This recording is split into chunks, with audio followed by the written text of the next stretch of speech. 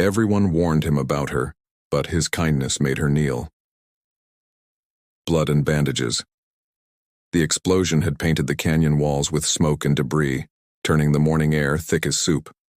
Jonas Reed pressed himself against the rocky outcrop, his medical pack heavy against his shoulder as plasma fire streaked overhead like angry stars.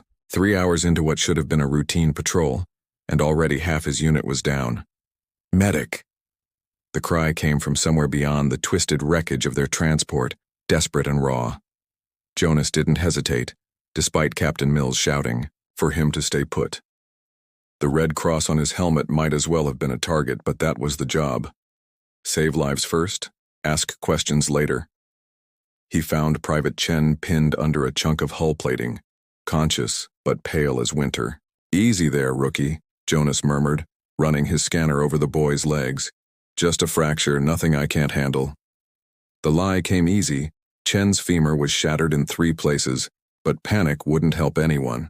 As Jonas worked, injecting bone menders and wrapping the leg in a stabilizer cast, his peripheral vision caught movement near the cliff face.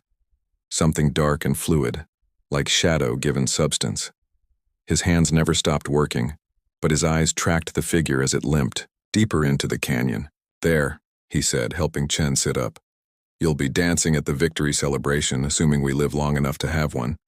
Chen managed a weak grin. "Thanks, Doc. You always make everything sound so optimistic." Jonas was already packing his gear. "Stay here, keep pressure on that bandage, I'll be back." "Where are you going?" "Someone else needs help." The canyon narrowed as Jonas followed the blood trail, droplets dark against the red stone. He'd seen enough wounds to read them, like text. This was arterial bleeding, significant trauma, probably internal injuries. Whoever it was wouldn't last long without treatment. He found her collapsed behind a boulder, back pressed against the stone, one hand clutched to her side. Even through the grime and blood, Jonas recognized the sleek black armor of a rebellion operative. But it was her face that made him freeze. Sharp features, pale skin, and eyes like chips of green ice that held no warmth, no mercy. Zara Thorne. The ghost of Kepler 442b. The woman who'd assassinated 3 coalition generals in as many months, who could kill a man with a hairpin and disappear before his body hit the ground. Every briefing started with her photograph. Every soldier knew. Her reputation. She was also bleeding to death. "Well," Jonas said, setting down his pack, "this is new." Her eyes snapped to his, hand moving toward the plasma pistol at her hip. The movement sent fresh blood seeping between her fingers. "Don't," Jonas said, raising his hands. "You'll tear the wound wider. Besides, at this range, you'd probably miss. Shock does that. Affects fine motor control." "I never miss," she whispered, voice like broken glass. "First time for everything." Jonas knelt slowly, deliberately, keeping his movements visible. "I'm Jonas Reed, Field Medic, 42nd Battalion, and you're bleeding all over my canyon." Zara's grip tightened on her weapon. "I know who you are, Jonas Reed. The medic who treats rebels. Your own command has warned you about it. Guilty as charged." He pulled out his scanner, the soft blue light playing across her armor. "Penetrating wound, looks like shrapnel, probably nicked your hepatic artery. Without treatment, you've got maybe 30 minutes. Then leave me." "Can't do that. I'm your enemy. You're my patient." Jonas began unpacking his supplies, movements, calm and methodical. Besides, dead enemies don't learn from their mistakes, live ones sometimes do. She watched him with the intensity of a predator, but the gun remained holstered. "Everyone warned you about me. They said I was dangerous." "Oh, you are. You're probably the most dangerous person I've ever met." Jonas prepared a pain inhibitor, checking the dosage twice. "But right now you're also hurt, which means you're my responsibility. I have killed coalition soldiers. Dozens of them. And I've patched up rebels who've done the same to my friends." He looked up, meeting her gaze. Directly. "War makes killers of us all. Doesn't mean we stop being human." For a moment something flickered across her face. Surprise, maybe, or confusion. Then the mask was back, cold and impenetrable. "You're naive." "Probably." Jonas activated the injector. This might sting. The painkiller hit her system like a wave, and some of the tension left her shoulders. Jonas worked quickly, cleaning the wound, applying synthetic skin grafts, monitoring her vitals. Her armor was sophisticated, military grade, but it had failed where it mattered most. "Why do you do this?" she asked after a while, voice softer now. "Treat enemies. Your superiors don't approve." Jonas shrugged, not looking up from his work. "My father was a doctor back on Earth. He used to say that medicine doesn't recognize borders, only suffering. Guess that stuck." "Your father sounds idealistic." "He was. Got him killed eventually." Jonas sealed the last of the grafts, checking his scanner one more time. "Raiders hit our settlement when I was 16. Dad tried to treat their wounded along with ours. They shot him for it." Zara's eyes narrowed. "Yet you still follow his example." "Someone has to." Jonas packed his equipment, movements efficient despite the weight of memory. "The war won't last forever. When it ends, we'll have to live with what we've done. I'd rather live with saving lives than taking them." She was quiet for a long time, watching him work. Finally, she spoke. "The coalition took my brother, executed him for harboring rebel sympathizers.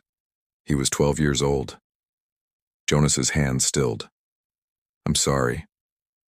He wanted to be a medic, like you." Her voice was barely a whisper. "Said he wanted to help people." "What was his name?" "Kai. Kai Thorne." She touched the pendant at her throat, a small silver star. "This was his. He carved it himself." Jonas finished packing in silence, the weight of her words settling between them like stones. When he was done, he handed her a hydration pack and 2 emergency stims. "The wound will hold, but you need proper medical attention within 48 hours. There's a rebel medical station about 10 clicks north." Zara took the supplies, her fingers brushing his for a moment. "Why are you helping me?"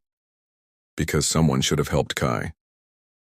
Jonas stood, shouldering his pack. "And because maybe, if enough people stop shooting long enough to patch each other up, this war might actually end." He turned to go, but her voice stopped him. "Jonas Reed." He looked back. She was standing now, steady despite her injuries, the predator's grace returning even in weakness. "If we meet again, I may not be able to spare you." Jonas smiled sadly. "I know. But maybe you won't have to." He left her there in the canyon, framed by redstone and shadow, and didn't look back. By the time he reached Chen and the rest of his unit, the evacuation shuttles were already incoming, their engines drowning out any sound from the depths of the canyon. That night, in his bunk aboard the medical frigate, Jonas stared at the ceiling and thought about silver stars and 12-year-old boys who wanted to heal the world. Outside his window, the war continued, but for one afternoon in a nameless canyon on a forgotten world, it had paused long enough for mercy to take root. He fell asleep, wondering if mercy was enough, and dreaming of green eyes that held too much pain for one person to carry alone. The choice of mercy 3 months had passed since the canyon, and Jonas Reed's hand still trembled sometimes when he worked. Not from fear, but from memory. The ghost of green eyes and silver stars haunted his quiet moments, making him wonder if mercy was truly enough in a galaxy that seemed determined to bleed itself dry.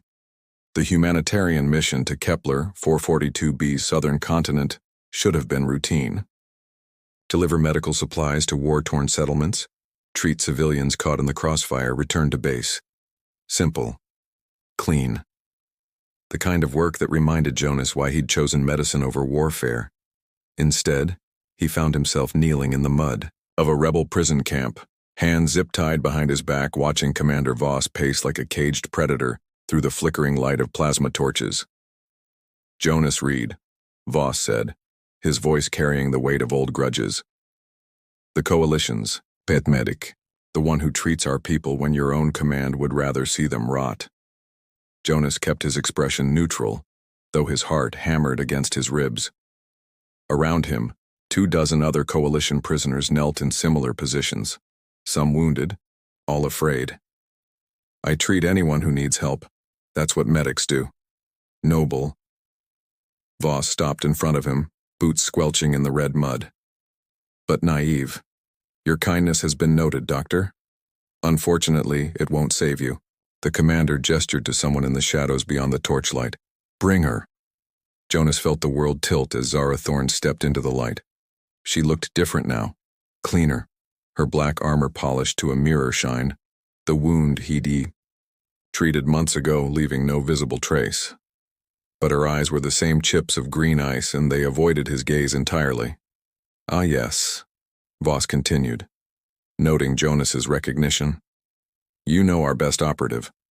Zara has been quite vocal about her encounter with you in the canyon, how you saved her life despite knowing exactly who she was. Zara stood at attention, her face a mask of professional indifference. But Jonas caught the slight tremor in her hands, the way her jaw clenched almost imperceptibly. Which makes this so beautifully poetic, Voss said, drawing a ceremonial blade from his belt. Zara, you will execute the good doctor, publicly. Let his death serve as an example of what happens to coalition forces who dare set foot on our soil. The silence stretched like a held breath. Jonas watched Zara's face, searching for some sign of the woman who'd spoken of her brother in the canyon, who'd worn grief like armor over her heart. He found nothing but the mask. With respect, Commander, Zara said finally, wouldn't it be more valuable to interrogate him first? He's seen coalition medical facilities, troop movements. I've made my decision. Voss pressed the blade into her hand. You have 5 minutes to make your peace with him, then we end this. The commander withdrew, leaving them alone except for the guards positioned around the camp's perimeter. Zara knelt beside Jonas, the blade balanced across her knees like a judgment. I told you we might meet again, she whispered, so quietly only he could hear. You did. Jonas's voice was steady despite everything. I hoped you were wrong. I'm never wrong. But her hands shook as she said it. They knelt in silence for a moment, the weight of inevitability pressing down like the storm clouds gathering overhead.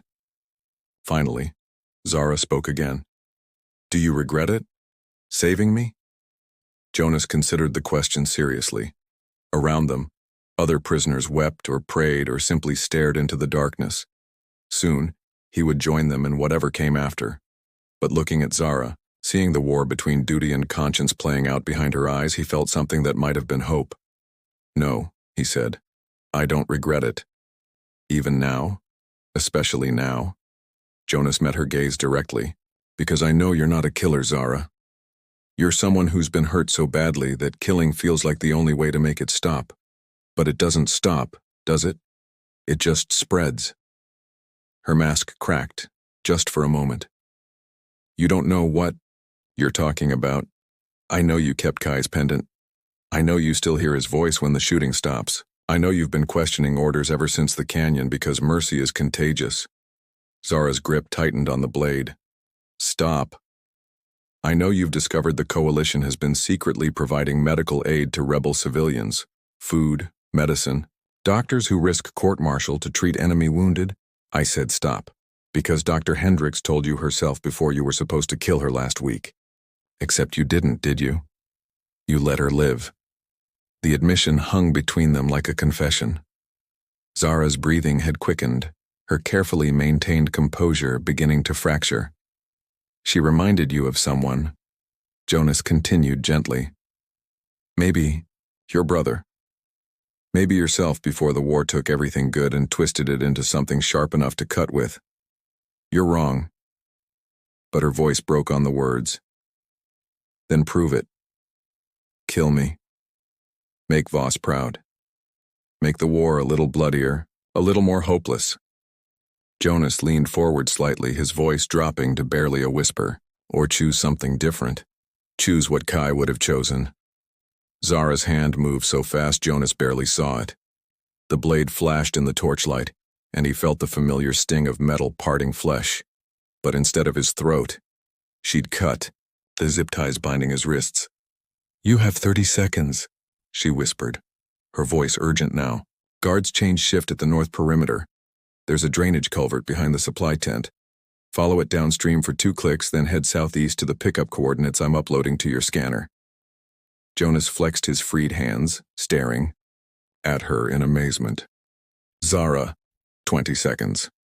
She was already moving, cutting the bonds of the other prisoners with efficient precision. When Voss finds out, I'll tell him you overpowered me. Took my weapon. It won't fool him for long. Come with us. She paused, and for a heartbeat Jonas thought she might actually consider it. Then she shook her head. I can't. Not yet. But maybe. She touched the silver pendant at her throat. Maybe someday. 15 seconds. Jonas could hear the guards talking in the distance, their voices growing closer. He grabbed Zara's hand, squeezing it gently. Thank you. Don't thank me yet. Just run. Jonas ran. Through the mud and the darkness, past sleeping tents and flickering watchfires, following Zara's directions with the faith of someone who'd learned to trust in mercy even when it wore the face of an enemy. Behind him, he heard the first shouts of alarm, then plasma fire lighting up the night like deadly fireworks. The drainage culvert was exactly where she'd said it would be. Jonas squeezed through the narrow opening, splashing into knee-deep water that carried the smell of rain and distant oceans. Around him, the other prisoners followed, some wounded, all grateful for the second chance they'd never expected to receive. 2 hours later, as coalition shuttles swooped down to collect them from the pickup coordinates, Jonas watched smoke rising from the rebel camp in the distance. He thought about green eyes and silver stars, about the choices that defined a person, and the courage it took to choose mercy over vengeance. 6 months after that, when the war officially ended with the signing of the Kepler Accords, Jonas wasn't surprised to see Zara Thorne's name among the rebel negotiators. She'd chosen her side at last, not the coalition or the rebellion, but the side that believed in something better than endless fighting.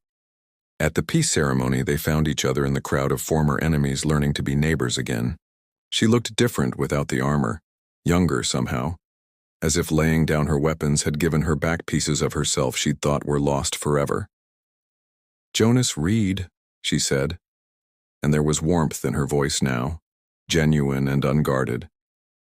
Zara Thorne. He smiled. How's the new job treating you?